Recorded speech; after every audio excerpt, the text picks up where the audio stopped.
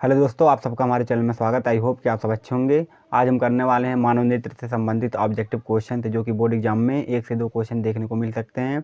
आइए आज की क्लास स्टार्ट करते हैं। पहला क्वेश्चन दिया हुआ है, किसी वस्तु का प्रतिबिंब नेत्र के किस भाग पर बनता है। ठीक, तो जो नेत्र होता है उस पर प्रतिबिंब जो होता है हमेशा रेटिना पर बनता है, रेटिना या दृष्टि पटल पर बनता है।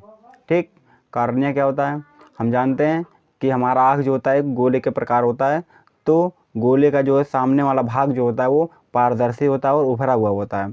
उसको क्या कहते हैं, उसको हम लोग कॉर्निया कहते हैं। ठीक, रेटिना क्या होता है, जिस पर प्रतिबिंब बनता है उसको रेटिना या दृष्टि पटल कहते हैं। अब आइरिस क्या होता है, कॉर्निया के पीछे, ठीक, कॉर्निया के पीछे एक अपारदर्शी रंगीन झिल्ली होती है जिसको हम लोग क्या कहते हैं, आइरिस कहते हैं। और इसी झिल्ली में एक छेद होता है जिसको हम लोग पुतली कहते हैं या नेत्र तारा कहते हैं। ठीक, आगे चलते हैं। नेत्र के रेटिना पर वस्तु का प्रतिबिंब कैसा बनता है। ठीक, अब हम जानते हैं कि जो नेत्र लेंस होता है वो क्या होता है, उत्तल लेंस होता है। उत्तल लेंस से जो बना प्रतिबिंब होता है वो वास्तविक होता है, उल्टा होता है और छोटा होता है। केवल एक केस में जो होता है वो कैसा होता है, सीधा बनता है और आभासी और बड़ा बनता है, जब वस्तु जो है वो ध्रुव और फोकस के बीच में स्थित होता है तब। ठीक, तो यहाँ से हम देखते हैं कि जो प्रतिबिंब बनेगा वो वास्तविक बनता है, उल्टा बनता है और छोटा बनता है। ठीक, आगे चलते हैं। समान दृष्टि वाले युवक के लिए स्पष्ट न्यूनतम दूरी होती है। ठीक है, कहने का मतलब हुआ है कि कितनी न्यूनतम दूरी हम अपने आँखों से रखें कि जिससे हमें वस्तु स्पष्ट दिखाई दे। अगर उससे हम थोड़ा सा भी कम कर देंगे तो वो हमें साफ नहीं दिखाई देगा। तो वो डिस्टेंस जो होता है वो 25 सेंटीमीटर होता है। ठीक, अगर हम किसी भी वस्तु को अपनी आँख से 25 सेंटीमीटर की दूर पे रखते हैं तब हमें वस्तु जो है वो स्पष्ट दिखाई देगा। अगर हम 25 सेंटीमीटर से कम दूरी पर रखते हैं तो वो हमें स्पष्ट नहीं दिखाई देगा। और सामान्य दृष्टि वाले युवक के लिए जो दूर बिंदु होता है, ठीक, वो अनंत होता है। क्या होता है, अनंत। ठीक, आगे चलते हैं। सामान्य नेत्र अधिकतम कितनी दूरी तक की वस्तुओं को साफ साफ देख सकता है। अभी हमने क्या बताया कि कोई भी सामान्य नेत्र वाला आदमी है तो उसका दूर बिंदु कितना होता है, अनंत होता है, तो वो अनंत तक की वस्तुओं को आसानी से देख सकता है। ठीक, तो विकल्प नंबर घ सही हो जाएगा। आगे चलते हैं।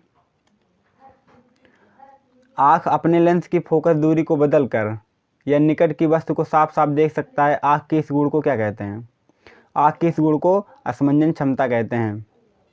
ठीक, जब भी हम धूप से, ठीक है, किसी अंधेरे कमरे में जाते हैं तो हमारी आँखें क्या होती हैं, पूरी फैल जाती हैं। ठीक, और जब हम किसी प्रकाश में जाते हैं तो जब भी हमारे आँखों पे प्रकाश पड़ता है तो हमारी आँखें क्या होती हैं, सिकुड़ जाती हैं। तो इसी गुण को क्या कहते हैं, असमंजन क्षमता कहते हैं। ठीक, आगे चलते हैं। विभिन्न दूरियों पर की वस्तुओं के प्रतिबिंब को फोकस के लिए आँख के लिए फोकस दूरी किसके द्वारा परिवर्तित होती है। ठीक, तो जो है फोकस दूरी, ठीक है, वो किसके द्वारा परिवर्तित होती है, वो पुतली के द्वारा परिवर्तित होती है। ठीक, आगे चलते हैं। नेत्र लेंस की फोकस दूरी कम हो जाने पर कौन सा दृष्टि दोष होता है। ठीक है, बोला है अगर नेत्र लेंस है उसकी फोकस दूरी कम हो जाएगी, ठीक, तो वहाँ पे कौन सा दोष हो जाएगा, तो वहाँ पे निकट दृष्टि दोष हो जाता है। ठीक है, अगर जो है नेत्र लेंस की फोकस दूरी कम हो जाए या जो वक्रता है वो बढ़ जाए तो कौन सा दोष हो जाएगा, वो निकट दृष्टि दोष हो जाता है। निकट दृष्टि दोष क्या होता है, इसमें जो होता है वो निकट की वस्तुएं हमको दिखाई देती हैं, ठीक है, परंतु दूर की वस्तुएं नहीं दिखाई देती हैं। और दूर दृष्टि दोष में क्या होता है, इसमें जस्ट उल्टा होता है। इसमें क्या होता है, इसमें जो होता है वो दूर की वस्तुएं दिखाई देती हैं लेकिन निकट की वस्तुएं दिखाई नहीं देती हैं। इसमें जो होता है वो फोकस दूरी क्या होता है, बढ़ जाता है, या फिर वक्रता त्रिज्या जो है वो कम हो जाता है, या फिर जो प्रतिबिंब है वो रेटिना पे ना बन के उससे पीछे बनता है। ठीक, आगे चलते हैं। ये जरा दूरदर्शिता क्या होता है, इसमें जो होता है वो क्या होता है, इसकी असमंजन क्षमता क्या हो जाती है, घट जाती है, तो इसको क्या बोलेंगे हम, जरा दूरदर्शिता बोलते हैं। ठीक, आगे चलते हैं। किस दृष्टि दोष में किसी वस्तु का प्रतिबिंब रेटिना के पीछे बनता है। ठीक, अभी हमने बताया था, मान लेते हैं ये हमारी आँख है,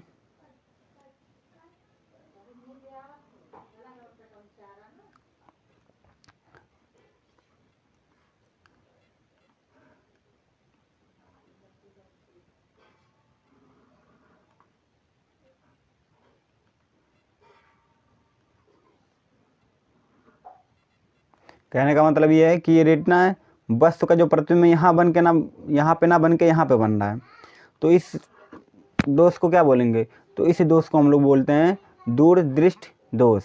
ठीक है, अगर यही प्रतिबिंब आगे बन जाता यहाँ पे कहीं पे कट जाता तो इसको हम क्या बोल लेते हैं, निकट दृष्टि दोष बोलते हैं। ठीक है, आगे चलते हैं। दूरदृष्टि दोष वाली आँख साफ साफ देख सकती है। ठीक है, हमने क्या बताया था कि दूरदृष्टि दोष क्या होता है। दूरदृष्टि दोष में क्या होता है कि दूर की वस्तुएं हमें साफ साफ दिखाई देती हैं, परंतु नज़दीक की वस्तुएं साफ साफ नहीं दिखाई देती हैं। तो क्वेश्चन में पूछा है कि अगर हमको दूरदृष्टि दोष है तो हम जो है अपनी आँख से नज़दीक की वस्तुओं को साफ साफ देख सकते हैं, या पास की वस्तुओं को साफ साफ देख सकते हैं, या बड़ी वस्तुओं को देख सकते हैं, या केवल छोटी वस्तुओं को देख सकते हैं। ठीक, तो ऐसा कुछ नहीं होता है कि अगर हमको दूरदृष्टि दोष हो जाए तो केवल हम बड़ी वस्तुओं को देख सकते हैं या फिर हम छोटी वस्तुओं को देख सकते हैं। हम दोनों प्रकार की वस्तुओं को देख सकते हैं, लेकिन कौन सी, जो दूर होगा उसको। ठीक है, दूर की वस्तुओं को हम क्या कर सकते हैं, उसको हम स्पष्ट रूप से देख सकते हैं। ठीक, आगे चलते हैं। दूरदृष्टि दोष का उपचार किस प्रकार के लेंस से किया जाता है।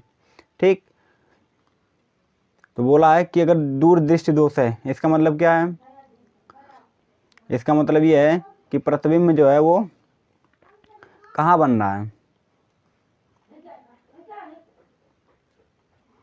पीछे बन रहा है। ठीक है, वो यहाँ रेटिना के पीछे बन रहा है।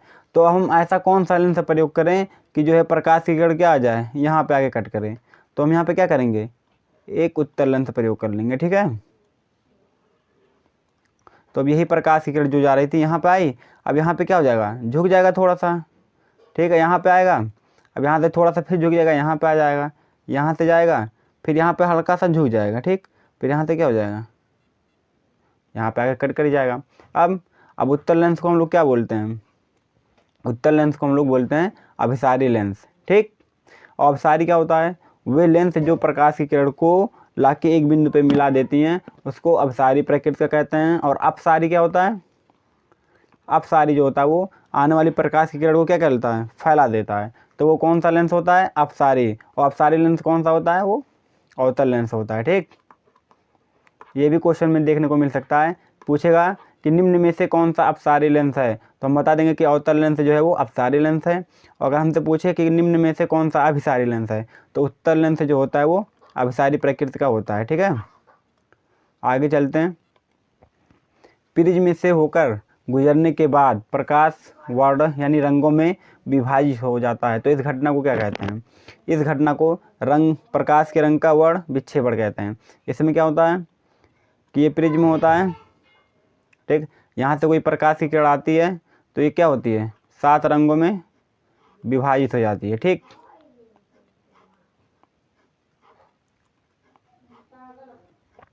ठीक है, इसको क्या कहते हैं, वेब ग्योर। ठीक है, ये बैगनी होता है और ये लाल होता है। ठीक, तो हम जानते हैं कि जिस रंग के प्रकाश का जो है तरंग दैर्घ्य सबसे ज़्यादा होगा उसका विक्षेपण क्या होगा, सबसे कम होगा। और जिस रंग के प्रकाश का तरंग दैर्घ्य सबसे कम होगा उसका वर्ण विक्षेपण मतलब ज़्यादा होगा। ठीक है, तो यहाँ से हम देख रहे हैं कि लाल रंग के लिए जो है वो क्या होता है, विक्षेपण कम हो रहा है, और बैगनी रंग के लिए क्या हो रहा है, सबसे अधिक हो रहा है। ठीक, तो जब प्रकाश की किरण जो है वो किसी प्रिज्म से गुजरता है तो वो 7 रंगों में विभाजित हो जाती है। इस घटना को प्रकाश का वर्ण विक्षेपण कहते हैं। ठीक, तो विकल्प नंबर क्या हो जाएगा, सही हो जाएगा। आगे देखते हैं। एक प्रिज्म कितने सतहों से घिरा होता है, बताइए। ये 4 सतहों से घिरा होता है। जैसे एक सतह ऐसे होती है, दूसरी होती है, तीसरी ऐसे होती है, नीचे चौथा सतह लगा होता है। ठीक है, तो प्रिज्म जो होता है वो 4 सतहों से घिरा होता है। ठीक, आगे चलते हैं। श्वेत प्रकाश जब एक प्रिज्म में से गुजरता है तो वह विक्षेपण सबसे कम, मतलब सबसे कम कौन सा प्रकाश जो होता है वो विचलित होता है। ठीक, तो हमने क्या होता था कि जिस प्रकाश का तरंगदैर्घ्य सबसे अधिक होगा उसका जो है विचलन क्या होगा, सबसे कम होगा, और जिस रंग के प्रकाश के लिए तरंगदैर्घ्य सबसे कम होगा उसका विचलन सबसे अधिक होगा। ठीक, तो यहाँ से हम जानते हैं कि लाल रंग के लिए जो है वो तरंगदैर्घ्य सबसे अधिक होता है, लाल रंग का तरंगदैर्घ्य जो होता है वो सबसे अधिक होता है। तो यहाँ से सबसे कम जो होगा वो विचलन किसका होगा, वो लाल रंग का होगा। ठीक, आगे चलते हैं। प्रकाश के किस वर्ण यानी किस रंग के लिए तरंगदैर्घ्य सबसे अधिकतम होता है। ठीक, तो अभी हमने बताया था कि जो है लाल रंग के प्रकाश के लिए जो है वो तरंगदैर्घ्य सबसे अधिक होता है। ठीक, तो विकल्प नंबर का सही हो जाएगा। आगे चलते हैं। श्वेत प्रकाश की किरण जब किसी प्रिज्म से होकर गुजरती है तो वह सबसे अधिक, मतलब कौन सा प्रकाश का कलर होता है जो सबसे अधिक विचलित होता है, तो वो बैगनी होता है। ठीक है, इसको हम ऐसे भी याद कर सकते हैं विव ग्योर से। ठीक है, ये जो होता है इसकी तरंगदैर्घ्य सबसे कम होती है। ठीक है, ये तरंगदैर्घ्य के बढ़ते क्रम में है, ये भी याद रखिएगा। ठीक, तो इसका तरंगदैर्घ्य सबसे कम होगा और लाल रंग के जो है वो सबसे तरंगदैर्घ्य क्या होगा, सबसे अधिक होगा। अब हमने ये बताया कि जो है वो जिस रंग के प्रकाश के लिए तरंगदैर्घ्य जो है वो सबसे कम होगा उसका जो होगा वो विचलन सबसे अधिक होगा, और जिस रंग के प्रकाश के लिए तरंगदैर्घ्य सबसे अधिक होगा उसका विचलन क्या होगा, सबसे कम होगा। अब क्वेश्चन ये भी पूछ सकता है, बोल देगा कि नेत्र लेंस की क्षमता बताइए। ठीक है, तो हमने फार्मूला पढ़ा था लेंस में कि लेंस की क्षमता बराबर जो होता है वो 1/f, जो एफ होता है यानी फोकस होता है, ये मीटर में होता है। तो यहाँ से यही फार्मूला लगा के हम नेत्र लेंस की जो है क्षमता को बता सकते हैं। ठीक, अगर आपको वीडियो अच्छा लगा हो तो वीडियो को लाइक करें, चैनल को सब्सक्राइब करें। धन्यवाद।